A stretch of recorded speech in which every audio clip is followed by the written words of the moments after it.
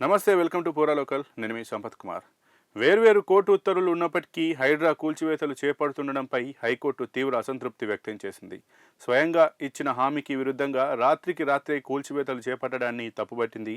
వెంటనే పిటిషనర్ ఆస్తిలో చేసిన కూల్చివేతలను 24 గంటల్లోగా పునరుద్ధరించాలని ఉత్తర్వులు జారీ చేసింది.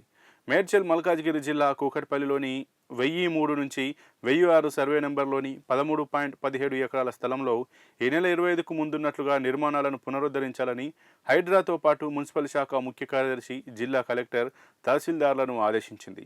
ఈ నెల 26న తెల్లవారుజామున 3:30 నోటీసులు ఇవ్వకుండా కాంపౌండ్ ఫెన్సింగ్, సెక్యూరిటీ గదులు, ప్రవేశ ద్వారాలను హైడ్రా కూల్చివేయడమే కాకుండా అక్కడున్న మిషన్లు, ఇతర పరికరాలను ధ్వంసం చేసిందని, విద్యుత్ సరఫరాను నిలిపివేసిందని, ఈ చర్యలు కోర్టు ఉత్తర్వులకు విరుద్ధమంటూ ఎన్విఎన్ కన్స్ట్రక్షన్ 3 వేర్వేరు కోర్టు ధిక్కరణ పిటిషన్లు దాఖలు చేసింది.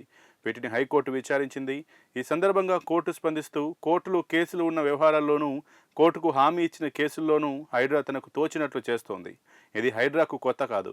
మొదట కూల్చేయడం, ఆ తర్వాత తన చర్యలను సమర్థించుకోవడం, కోర్టు ఉత్తర్వులను అమలు చేయకుండా తప్పించుకునే ప్రయత్నాలు చేయడం హైడ్రాకు పరిపాటి అయింది. తమ ముందున్న కేసులో ఆధారాలను పరిశీలిస్తే కోర్టు గతంలో ఇచ్చిన ఆదేశాలకు విరుద్ధంగా హైడ్రా వ్యవహరించినట్లు స్పష్టమవుతోంది. అందుకే పిటిషనర్ స్థలంలో ఈ నెల 25కు ముందు ఏ విధమైన పరిస్థితులు ఉన్నాయో అదేవిధంగా 24 గంటల్లో పునరుద్ధరణ చర్యలు చేపట్టాలి.